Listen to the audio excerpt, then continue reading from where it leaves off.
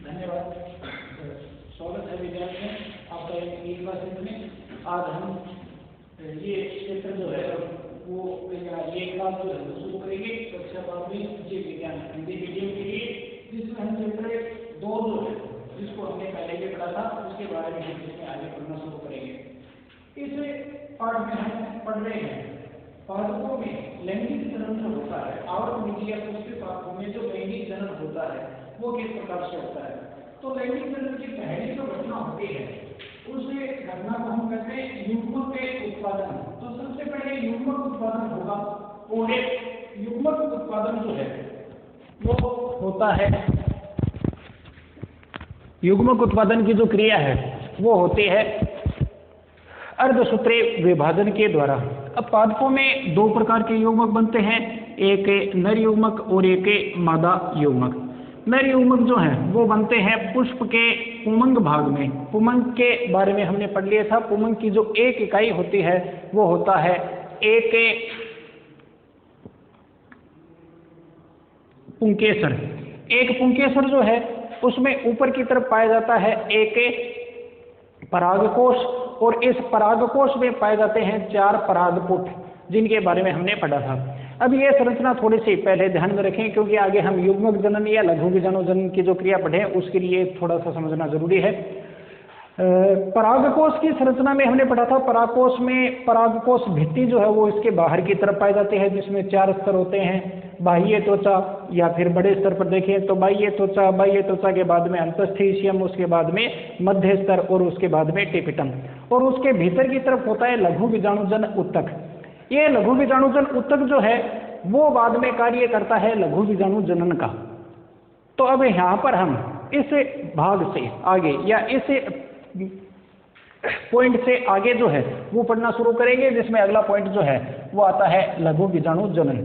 लघु बीजाणु जनन की क्रिया जो है वो कहाँ पर होगी? लघु बीजाणु पर्ण में। लघु बीजाणु पर्ण पर होती है लघु बीजाणु धानियां, और लघु बीजाणु धानियों में बाद में जाकर लघु बीजाणु बनते हैं। तो लघु बीजाणुजन उत्तक जो है वो यहाँ पर लघु बीजाणुजन का कार्य करेगा।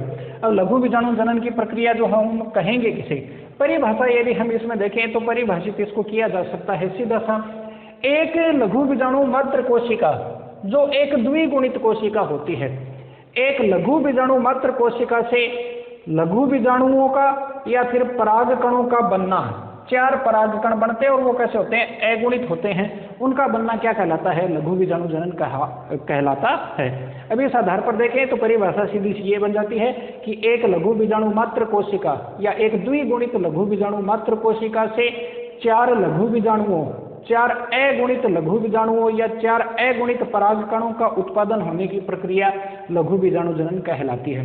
इस पूरी प्रक्रिया को नोट्स वगैरह में के थ्रू आपको लिखाया हुआ है। नॉर्मल सीधा सा इस रेखा चित्र से हम ये समझ सकते हैं कि लघु बीजाणुजन कोशिकाएं, ये लघु बीजाणुजन उत्तक है। इस लघु बीजाणुजन उत्तक की ये जो कोशिकाएं हैं ये सारी लघु बीजाणुजन कोशिकाएं कहलाती हैं। ये लघु बीजाणुजन कोशिकाएं एक बड़े केंद्रक और सघन जीवद्रव्य युक्त कोशिकाएं होती हैं। इन सघन जीवद्रव्य युक्त कोशिकाओं में पहले समसूत्री विभाजन होता है, और बार बार समसूत्री विभाजन होने से अंत में ये कोशिकाएं जो वो बनाती है लघु बीजाणु मात्र कोशिकाएं। अब यहाँ पर मान लें कि ये एक लघु बीजाणु मात्र कोशिका है जो कैसी है? द्विगुणित प्रकार की। इसमें अर्धसूत्री विभाजन होगा, और जैसा कि हम जानते हैं एक द्विगुणित कोशिका जब अर्धसूत्री विभाजन करती है तो 4 अगुणित कोशिकाएं बनाती है। तो इससे 4 अगुणित कोशिकाएं बनेंगी। इन 4 अगुणित कोशिकाओं को हम कहेंगे लघु बीजाणु या फिर परागे कण। इसलिए लघु बीजाणु मात्र कोशिका को पराग मात्र कोशिका भी कहते हैं। दोनों एक ही बातें हैं। तो पराग मात्र कोशिका परागकण बनाती है या लघु बीजाणु मात्र कोशिका लघु बीजाणु बनाती है। नाम अलग अलग हैं, बाकी बातें एक ही हैं। अब ये 4 लघु बीजाणु इसके द्वारा बनते हैं, लेकिन ये जो 4 लघु बीजाणु बनते हैं ये चारों के चारों लघु बीजाणु जो हैं वो आपस में जुड़े हुए रहते हैं, अलग नहीं होते हैं। और जुड़े हुए होने के कारण से इस प्रकार से जो संरचना बनती है 4 लघु बीजाणुओं वाली संरचना, जिसको हम कहेंगे लघु बीजाणु चतुष्क। तो लघु बीजाणु चतुष्क का निर्माण होता है। अब ये लघु बीजाणु चतुष्क जो है इसमें कुल 4 लघु बीजाणु हैं। अब ये 4 लघु बीजाणु किस प्रकार से व्यवस्थित हैं उसके आधार पर लघु बीजाणु चतुष्क जो है वो अलग अलग प्रकार के हो सकते हैं। पहला इसका जो प्रकार मिलता है, केवल प्रकार और कुछ एग्जाम्पल जो है वो इनके ध्यान में रखने हैं। जैसे सबसे पहले प्रकार का जो लघु बीजाणु चतुष्क होता है वो होता है चतुष्फलकीय लघु बीजाणु चतुष्क। चतुष्फलकीय में क्या होगा, चतुष्फलकीय लघु बीजाणु चतुष्क जो है वो इस प्रकार का दिखाई देता है। इसमें 3 लघु बीजाणु जो है वो दिखाई देते हैं, एक यहाँ पर है, एक दूसरा यहाँ पर है, एक तीसरा यहाँ पर है और एक चौथा जो है वो इनके पीछे है। तो इस प्रकार से यदि हम चित्र में देखें तो केवल 3 ही जो है वो दिखाई देंगे। इस प्रकार का जो लघु बीजाणु चतुष्क है वो मिलता है ज्यादातर जो द्विबीजपत्री पादप हैं उनके अंदर है। तो अधिकांश द्विबीजपत्री पादपों में ये द्विगुणित चतुष्फलकीय लघु बीजाणु चतुष्क या पराग चतुष्क जो है वो पाया जाता है। दूसरा जो प्रकार है वो है समद्विपार्श्विक। समद्विपार्श्विक जो है उसमें लघु बीजाणु चतुष्क इस प्रकार का दिखाई देगा, जिसमें लघु बीजाणु जो है वो इस प्रकार से व्यवस्थित होते हैं, 1 2 3 और 4, और चारों के चारों लघु बीजाणु जो है वो इसमें जुड़े हुए आपस में दिखाई देते हैं। इस प्रकार का लघु बीजाणु चतुष्क जो है वो मिलता है एक बीजपत्री पादपों में। ज्यादातर एक बीजपत्री पादप जो है उनमें समद्विपार्श्विक प्रकार का, और ज्यादातर जो द्विबीजपत्री पादप हैं उनमें चतुष्फलकीय प्रकार का लघु बीजाणु चतुष्क पाया जाता है। तीसरे प्रकार का जो लघु बीजाणु चतुष्क होता है जिसे हम क्रोशित लघु बीजाणु चतुष्क कहते हैं, रेखा चित्र में ये इस प्रकार का दिखाई देता है। इसमें 2 लघु बीजाणु जो है वो इस प्रकार से व्यवस्थित हैं, 1 और 2, और बाकी 2 जो है वो इनके नीचे 1 और फिर दूसरा जो है वो इसके पीछे की तरफ व्यवस्थित होता है। तो 1 और 2 ये इस प्रकार से हो गए और 2 जो हैं वो इस प्रकार से होंगे, यानी 2 इस प्रकार से हैं तो इनके ऊपर वाले जो 2 हैं वो इनके 10 समकोण पर या 90 डिग्री के एंगल पर होंगे, इसलिए 2 जो है वो सीधे दिखाई देते हैं, एक ही यहाँ पर नीचे वाला केवल एक दिखाई दे रहा है, एक इसके पीछे है। यदि हम इसको यूँ घुमाकर देखें तो घुमाकर देखने पर ये इस तरह का दिखाई देगा, नीचे दोनों दिखने लगेंगे, ऊपर वाला केवल एक दिखने लगेगा।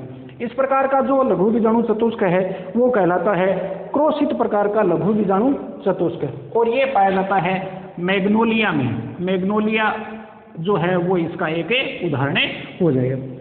इसके बाद में अगला जो आता है वो है टी आकृति का लघु बीजाणु चतुष्क। ये टी आकृति लघु बीजाणु चतुष्क जो है इसमें 2 जो हैं वो तो एक दूसरे के साथ इस प्रकार से ऊपर की तरफ जुड़े हुए होते हैं, बाकी 2 जो हैं वो एक के ऊपर एक इस प्रकार से व्यवस्थित होंगे।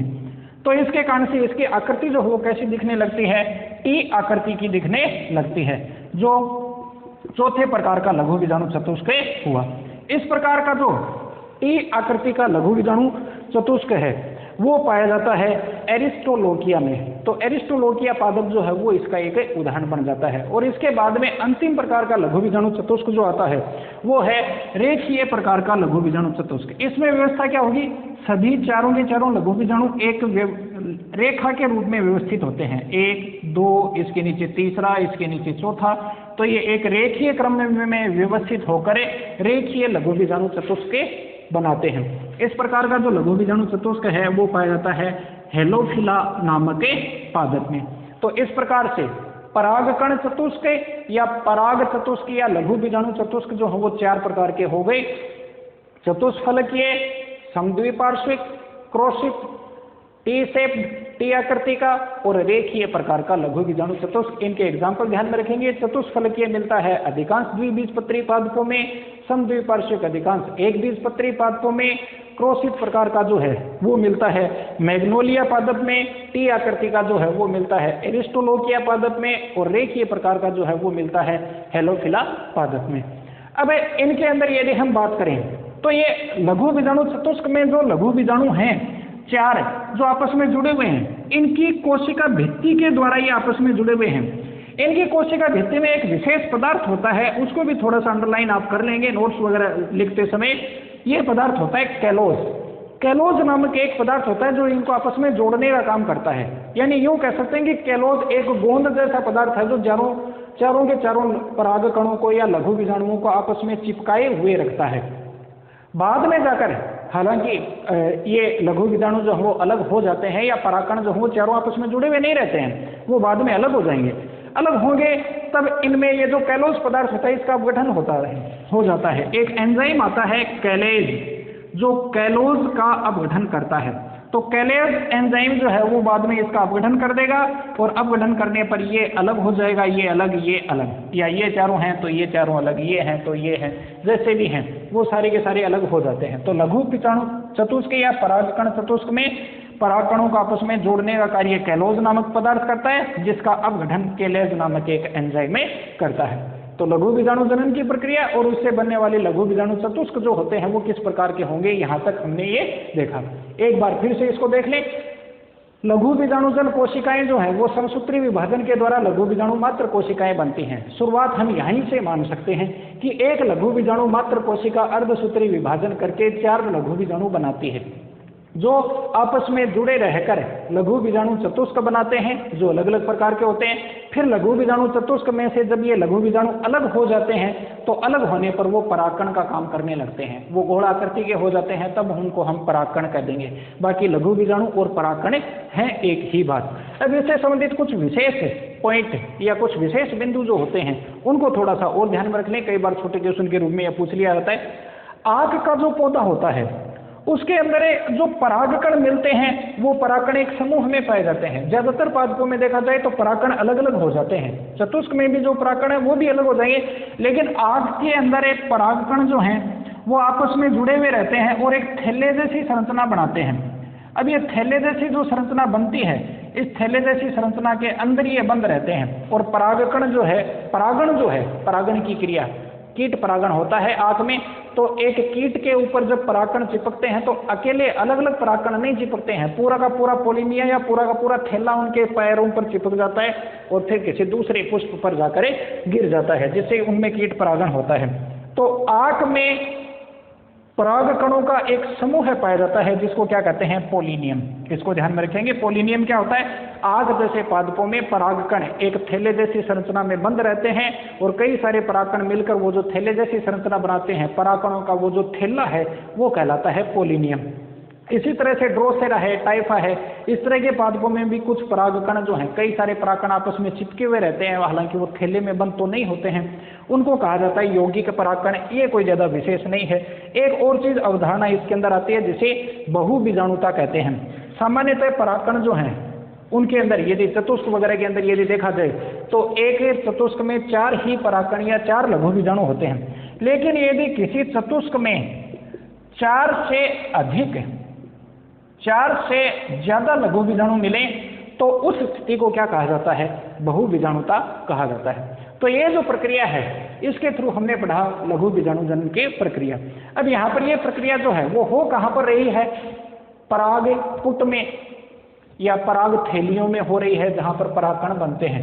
अब यहाँ पर जब ये परागकण बन गए तो उसके बाद में अगली जो घटना है वो क्या होगी, इन परागकणों का बाहर निकलना, क्योंकि उनको मादा युग्मक तक पहुंचना है। तो इसके लिए अगली जो घटना है वो होती है परागकोश का स्फुटन। ये जो परागकोश है वो फूट जाएगा, इसे हम परागकोश स्फुटन कहेंगे। तो परागकोश स्फुटन जो है वो भी एक छोटा सा बिंदु या छोटा सा पॉइंट है, कोई ज्यादा विशेष बात नहीं है इसमें। ये भी परागकोश स्फुटन किसे कहेंगे, सीधा सा है परागकोश का फूटना या परागकोश के का फटना, जिससे परागकणों का बाहर निकलना, ये जो घटना है वो क्या कहलाती है, परागकोश स्फुटन कहलाती है। और इसके लिए उत्तरदायी जो परत है वो कौन सी होगी, ये दूसरी परत है अंतस्थीशियम। अंतस्थीशियम की जो परत है इसमें कुछ विशेष प्रकार की कोशिकाएं पाई जाती हैं जिनको ओष्ठ कोशिकाएं कहते हैं। इन ओष्ठ कोशिकाओं में अल्फा सेलुलोज का जमाव होता है, जिससे एक तनाव उत्पन्न होता है और उससे ये परागकोश जो है वो फूट जाता है। इसलिए परागकोश फूटन के लिए उत्तरदायी होती हैं ओष्ठ कोशिकाएं या अंतस्थीशियम परत जो है वो इसके लिए उत्तरदायी होगी। अब परागकोश का स्फुटन भी अलग अलग तरीके से हो सकता है।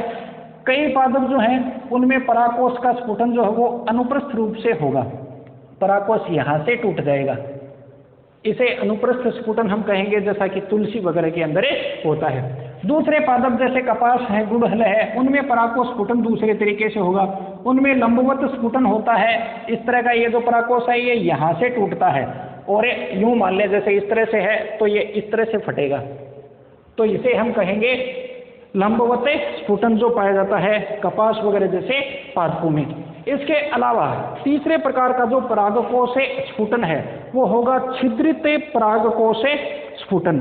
छिद्रित परागकोश स्फुटन जो है वो मकोए या सोलेनम नाइग्रोम पादप जो है उसमें पाया जाता है। उसमें ये जो परागकोश है इसमें छोटे छोटे छेद से बनते हैं और उन छेद से होकर जब ये परागकोश हिलता है तो उनसे परागकण जो है वो बाहर निकल जाते हैं। इसके अलावा एक और प्रकार का परागकोश स्फुटन जो है वो भी पाया जाता है, जिसमें आंशिक स्फुटन जो है वो होता है। कुछ स्थानों पर बीच बीच में ये परागकोश जो है वो फूट जाता है जगह जगह से और वहां से परागकण निकलते हैं।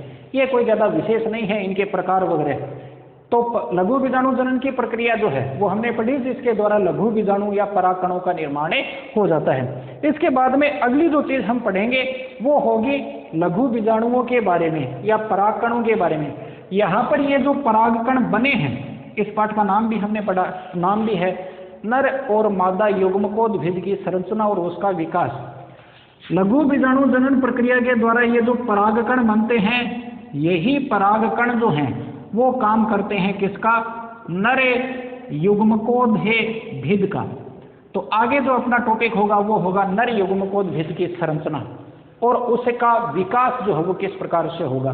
तो एक तरह से ये कह सकते हैं कि परागकण की संरचना जो है वो कैसे होती है और परागकण जो है वो विकसित कैसे होता है, ये हमारा अगला जो अध्ययन बिंदु है वो रहेगा। तो जो पीछे हमने पढ़ा उसके बाद में अगला जो बिंदु है उसकी ओर हम पढ़ते हैं, वो है परागकण या नर युग्मकोद्भिद की संरचना और उसका विकास। तो पहले हम परागकण या नर युग्मकोद्भिद की संरचना पढ़ते हैं। अब चाहे जैसे भी हों, लघु बीजाणु जो हैं, नर युग्मकोद्भिद की जो पहली संरचना होती है या पहली जो कोशिका होती है वो एक लघु बीजाणु ही होता है। एक लघु बीजाणु या एक परागकण है, लघु बीजाणु ही आगे जाकर परागकण को विकसित करता है, वही नर युग्मकोद्भिद को प्रदर्शित करेंगे। तो पादपों में, आवर्त बीजी पादपों में नर युग्मकोद्भिद संरचना जो है वो निरूपित होती है परागकण के रूप में। अब चाहे जिस प्रकार के भी हों, लघु बीजाणु चतुष्क जो बने थे, जैसे मान लें ये चतुष्फलकीय प्रकार का लघु बीजाणु चतुष्क था, जिसमें 3 लघु बीजाणु इस तरह से दिखाई दे रहे हैं, एक इनके पीछे की तरफ है। जब इनके बीच का ये कैलोज आवरण हट जाता है या भित्ति का कैलोज पदार्थ अपघटित हो जाता है तो उसके बाद में ये सारे अलग अलग हो जाते हैं। जैसे ये अलग हुआ, एक ये दूसरा जो है वो अलग हुआ, एक ये तीसरा जो है वो मान लें इस तरह से अलग हो गया और एक चौथा जो है वो मान लें इस तरह से अलग रूप में हमें मिल गया। अब ये आकृति में पहले चाहे जैसे भी हैं, उसके बाद में इनके अंदर बदलाव आता है और ये आकृति में गोल हो जाते हैं। और चतुष्क में से अलग होने के बाद में जो गोल संरचना के रूप में हमें संरचना प्राप्त होती है, जो अगुणित संरचना प्राप्त होती है, उसी को हम क्या कहते हैं? परागकण कहते हैं। ये नर युग्मकोद्भिद की पहली कोशिका है। तो नर युग्मकोद्भिद की प्रथम कोशिका जो है उसका कार्य करती है एक लघु बीजाणु। अब ये एक लघु बीजाणु, ये सारे के सारे लघु बीजाणु अलग अलग होकर अलग अलग परागकण बनाएंगे। हम केवल एक परागकण की संरचना पढ़ेंगे। एक विकसित परागकण जो है वो इस प्रकार का दिखाई देता है। बड़े रूप में यदि हम देखें तो ये इस प्रकार का दिखाई देगा, जिसमें अंदर की तरफ ये एक कोशिका और ये इसका जीवद्रव्य है, जो सघन जीवद्रव्य होता है, जिसमें छोटी छोटी रिक्तिकाएं होती हैं और एक बड़ा स्पष्ट केंद्रक जो है वो पाया जाता है, जिसको हम लघु बीजाणु केंद्रक या पराग केंद्रक भी इसको हमें कह सकते हैं। इस कोशिका के बाहर की तरफ या परागकण के बाहर की तरफ द्विस्तरीय भित्ति जो है वो पाई जाती है, या 2 स्तरों से निर्मित भित्ति जो है वो पाई जाती है। बाह्य भित्ति जो है इसको हम कहते हैं बाह्य चोल और अंतः भित्ति जो है इसको कहा जाता है अंतः चोल। एक्साइन और इंटाइन 2 आवरण जो है वो इनके अंदर बनते हैं। बाह्य चोल जो है वो अपेक्षाकृत मोटी होती है और इस बाह्य चोल के अंदर यदि हम देखें तो बाह्य चोल में एक विशेष पदार्थ स्पोरोपोलेनिन नामक पदार्थ जो है उसका जमाव पाया जाता है। इसमें ये जो स्पोरोपोलेनिन नामक पदार्थ है, इस पदार्थ की एक विशेषता होती है कि इसका जैविक रूप से या भौतिक रूप से अपघटन नहीं होता है। अब अपघटन नहीं होने के कारण से परागकण जो है वो लंबे समय तक संरक्षित रहते हैं। कई पादपों के परागकण जो हैं वो हजारों लाखों साल पुराने जो जीवाश्मी अवशेष हैं वो भी मिल जाते हैं, यानी ये सैकड़ों सालों तक या कई सालों तक भी अपघटित नहीं होते हैं। उसका कारण होता है स्पोरोपोलेनिन। तो स्पोरोपोलेनिन जो है वो इसको संरक्षित रखने का कार्य करता है या इसके अपक्षय को रोकने का कार्य करता है।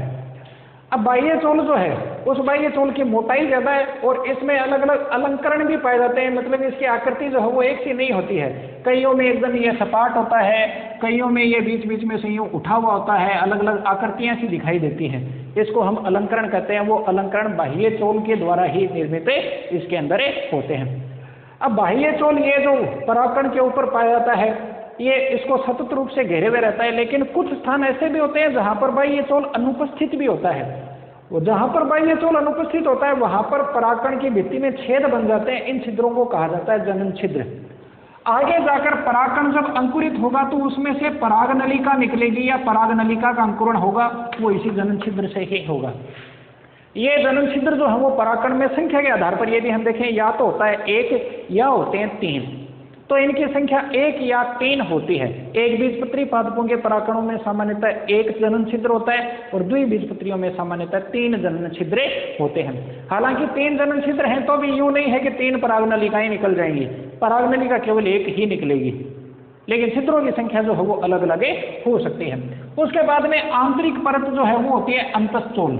अंतःचोल जो है वो बड़ा होता है, वो परत जो है वो बनी होती है सेलुलोज और पेक्टिन से, और ये एक पतली और लचीली परत होती है।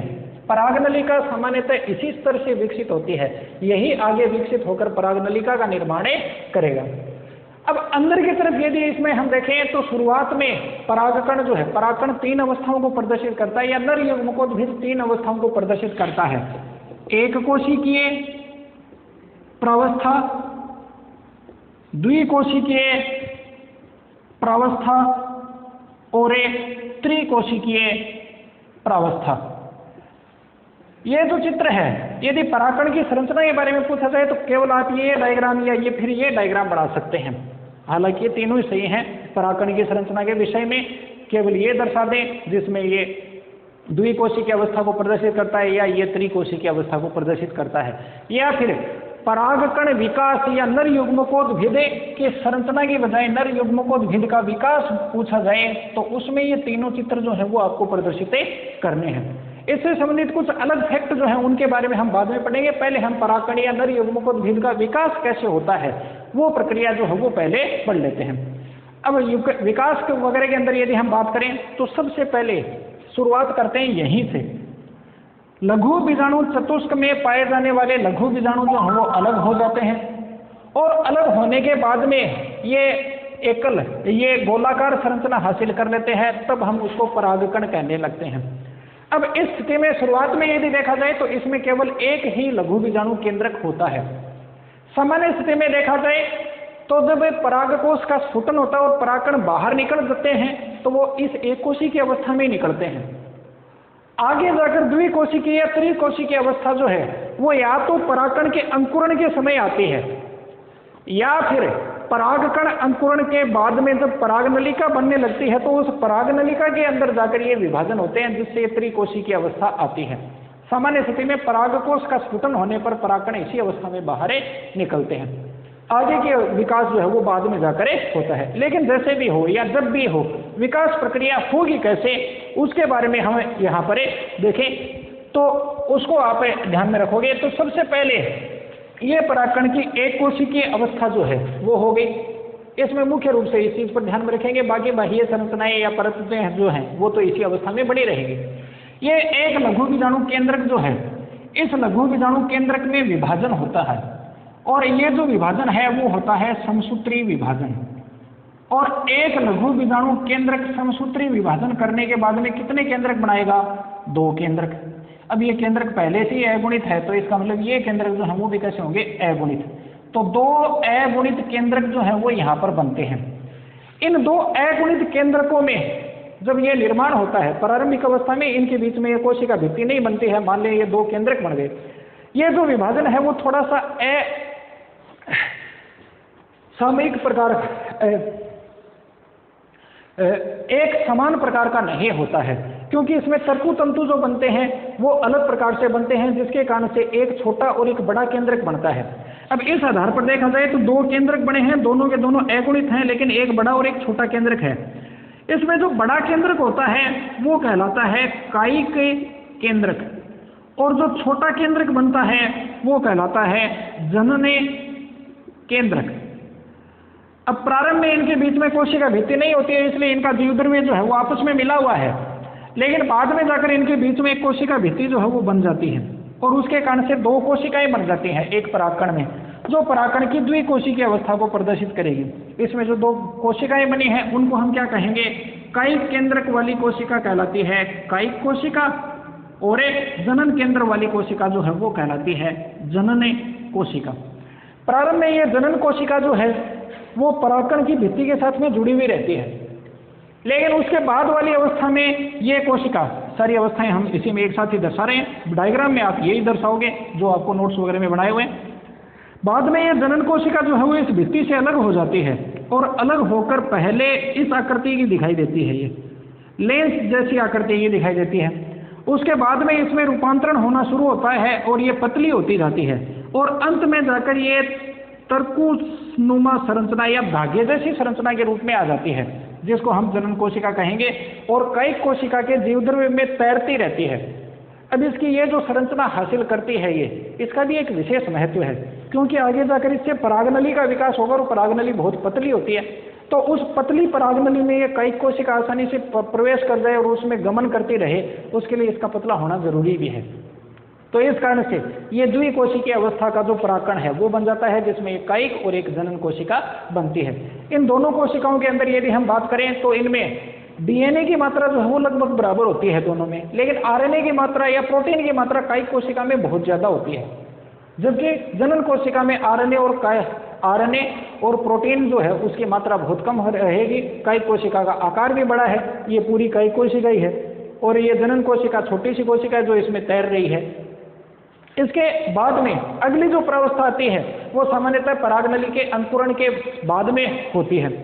बाद में जाकर ये जो कायिक कोशिका है ये तो इसी रूप में रहती है, लेकिन ये जनन कोशिका जो है इसमें बाद में जाकर समसूत्री विभाजन होता है, और जब इसमें समसूत्री विभाजन होता है तो इस समसूत्री विभाजन से दो कायिक केंद्रक, दो नर युग्मक केंद्रक जो है वो इसके अंदर बनते हैं। तो इसके बाद में इसमें जाकर दो नर युग्मकों का निर्माण होगा या दो नर युग्मक जो है वो बन जाएंगे। ये जो दोनों नर युग्मक बनते हैं वो भी अगुणित प्रकार के होते हैं। ये एक पूर्ण विकसित नर युग्मकोद्भिद या पूर्ण विकसित परागकण है, जिसमें 3 कोशिकाएं हैं, एक कायिक कोशिका या 3 केंद्रक हैं, एक कायिक केंद्रक और 2 नर युग्मक केंद्रक। अब इस तरह से 2 नर युग्मकों का निर्माण जो है वो इसके अंदर हो जाता है, और उसके बाद में नर युग्मकोद्भिद जो है उसका मुख्य उद्देश्य क्या था, नर युग्मकों का उत्पादन करना। यहाँ पर ये नर युग्मक बन गए। इसके बाद में आगे ये मादा युग्मक जो है उसका निषेचन करेंगे। किस प्रकार से वो हम आगे अगले पाठ में पढ़ेंगे। हालांकि इस पाठ में हमें अभी मादा युग्मकों का उत्पादन कैसे होता है वो प्रक्रिया और पढ़नी है, लेकिन वो हम कल पढ़ेंगे। अब इसके यहाँ पर यदि हम देखें तो इसमें परागकण या नर युग्मकोद्भिद की संरचना और विकास, ये दोनों चीजें जो है वो हमने पढ़ ली। इससे संबंधित कुछ सामान्य बातें जो है वो थोड़ी सी और ध्यान में रखनी है। कुछ स्पेशल बिंदु, कुछ विशेष बिंदु जो हैं वो इस पॉइंट के बारे में जो पूछे जाते हैं उनको आप थोड़ा सा और ध्यान में रखें। यहाँ पर ये जो परागकण होता है इसकी जो बाह्य भित्ति होती है, इस परागकण की बाह्य भित्ति में कुछ विशेष पदार्थों का जमाव जो है वो होता है। सामान्य रूप से उन परागकणों में जिनमें परागण की क्रिया कीटों के माध्यम से होती है या जिनमें कीट परागण होता है, तो जिन पादपों में कीट परागण होता है उनके परागकणों में एक विशेष प्रकार का पदार्थ, तेलीय चिपचिपा पदार्थ जो है वो जमा हो जाता है, जिसे पराग कीट कहा जाता है।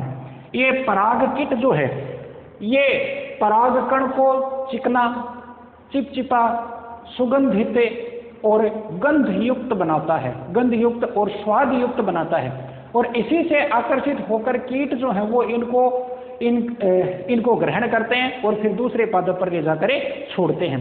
अब पराग कीट जो है इसका रोल क्या होता है, तो मुख्य रूप से तो यही माना जाता है कि इसका रोल जो है वो परागण की क्रिया में होगा। इसके कार्य या रोल जो योगदान है इसका वो क्या हो जाएगा, ये कीटों को अपनी ओर आकर्षित करता है। इसके अलावा ये चिपचिपे प्रकार का बनाता है परागकणों को, जिससे कीटों के साथ में परागकण जो है वो आसानी से चिपक जाए। इसके अलावा ये चीज भी मानी जाती है कि पराग कीट जो है वो परागकणों को पराबैंगनी किरणों से, अल्ट्रावायलेट किरणों से सुरक्षित भी रखता है, जिससे वो नष्ट नहीं हो। तो ये परागकीट जो है उसके बारे में विशेष रूप से ध्यान में रखेंगे। परागकीट क्या होता है? परागकण की बाह्य भित्ति में पाए जाने वाला विशेष प्रकार का चिपचिपा तेलीय पदार्थ या विशेष प्रकार की चिपचिपी तेलीय परत जो है वो परागकीट कहलाती है, जिसका निर्माण या जिसका स्रवण इस परागकीट को बनाने वाले पदार्थ हैं वो टेपिटम से ही स्रावित होते हैं। जैसे स्पोरोपोलिनिन है, ये टेपिटम से स्रावित हो रहा है, वैसे ही तो परागकण की भित्ति बनाने का काम टेपिटम ही करती है, तो परागकीट जो है वो भी टेपिटम से ही स्रावित होते हैं। इसके अलावा एक विशेष बिंदु जो है वो और भी देखने में आता है कि परागकणों की जो बाह्य भित्ति होती है इसमें कुछ विशेष प्रकार के पदार्थ भी, प्रोटीन प्रकृति के पदार्थ जो हैं वो भी पाए जाते हैं। ये पदार्थ जो हैं वो अलग अलग जाति के परागकणों में अलग अलग प्रकार के होते हैं। अब एक ये जो परागकण हवा में बिखरेगा या किसी कीट वगैरह के द्वारा किसी दूसरे पुष्प पर जाएगा और परागकण करेगा, तो होने को ये हो सकता है कि एक पौधे का परागकण, सरसों का परागकण चने के ऊपर भी जाकर गिर सकता है, लेकिन उसके बाद में वो निषेचन करने की क्षमता नहीं रखता। इसका मतलब पादपों में अपनी जाति के परागकण को पहचानने की क्षमता होती है। अब वो पहचान कैसे करते हैं? क्योंकि परागकणों की जो भित्ति होती है उस भित्ति पर विशेष प्रकार के प्रोटीन पदार्थ होते हैं, और एक समान जाति के प्रोटीन पदार्थ जब आपस में मिलते हैं तभी वो आपस में परागकणों का अंकुरण या निषेचन प्रक्रिया दर्शाते हैं।